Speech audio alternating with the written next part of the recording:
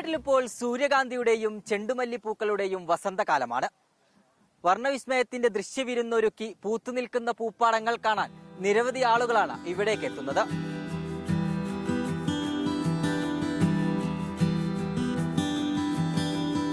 വീണ്ടും ഒരു പൂക്കാലത്തിന്റെ വരവറിയിക്കുകയാണ് വയനാടൻ അതിർത്തിയിലെ കർണാടക ഗ്രാമമായ ഗുണ്ടിൽപേട്ട. നോക്കെത്താ ദൂരം പരന്നു കിടക്കുന്ന പാടങ്ങളിൽ സൂര്യകാന്തിപ്പൂക്കളും ചെണ്ടുമല്ലികളും വിടർന്നു നിൽക്കുന്നു.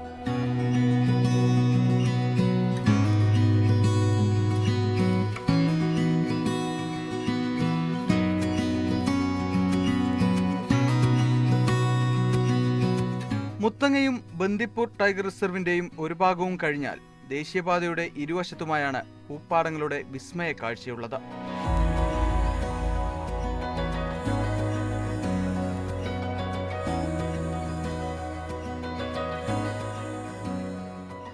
സൂപ്പർ സ്ഥലമാണ്. ഞങ്ങൾ കുറെ കാലമായിട്ട് ആഗ്രഹിക്കുന്ന സ്ഥലമാണ്. ഇങ്ങോട്ടേക്ക് വരണമെന്ന് നമ്മൾ പ്രവാസിയാണ്. ഇപ്പൊ 3 പേരും കൂടി ഒരു ലീവ് കിട്ടിയപ്പോ ഒരു ദിവസം ഇങ്ങോട്ട് വന്ന് അടിപൊളി സൂപ്പർ. നൂറുകണക്കിന് സഞ്ചാരികളാണ് ഓരോ ദിവസവും ഗുണ്ടിൽപേട്ടിന്റെ സൗന്ദര്യം ആസ്വദിക്കാൻ ഇവിടെത്തുന്നത്. വിടർന്നു നിൽക്കുന്ന സൂര്യകാന്തിക്ക് നടുവിൽ നിന്ന് ഫോട്ടോയും റീലും എല്ലാം എടുത്താണ് ആളുകളുടെ മടക്കം.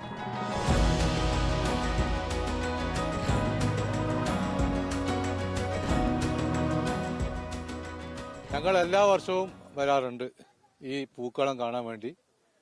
പിന്നെ സീസണിൽ എല്ലാ വർഷവും വരും.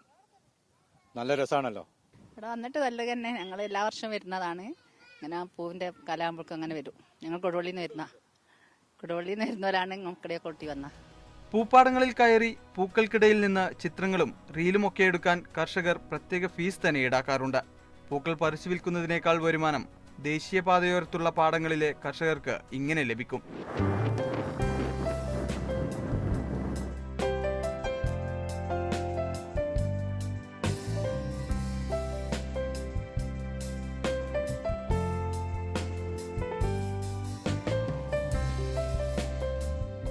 മൂന്ന് മാസത്തേക്കാണ് ഗ്രാമീണരുടെ പൂക്കൃഷി.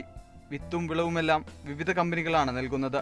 സൂര്യകാന്തി ഭക്ഷ്യ എണ്ണക്കും ചെണ്ടുമല്ലി പെയിന്റിനുമായാണ് പ്രധാനമായും കയറ്റിപ്പോകുന്നത്.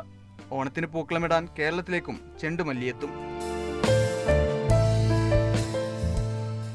കണ്ണെത്താ ദൂരത്തെ ഏക്കർ കണക്കിന് പൂന്തോട്ടമാണ് ഇപ്പോൾ ഗുണ്ടിൽപേട്ടിലെ കാഴ്ച. കർഷകർക്ക് ഏറെ പ്രതീക്ഷ കൂടിയാണ് ഈ പൂപ്പാടങ്ങൾ. ക്യാമറ പേഴ്സൺ ബബീഷ് കക്കോടിക്കൊപ്പം ഫൈസൽ നെടുമ്പാല, മീഡിയ 1, വയനാട്.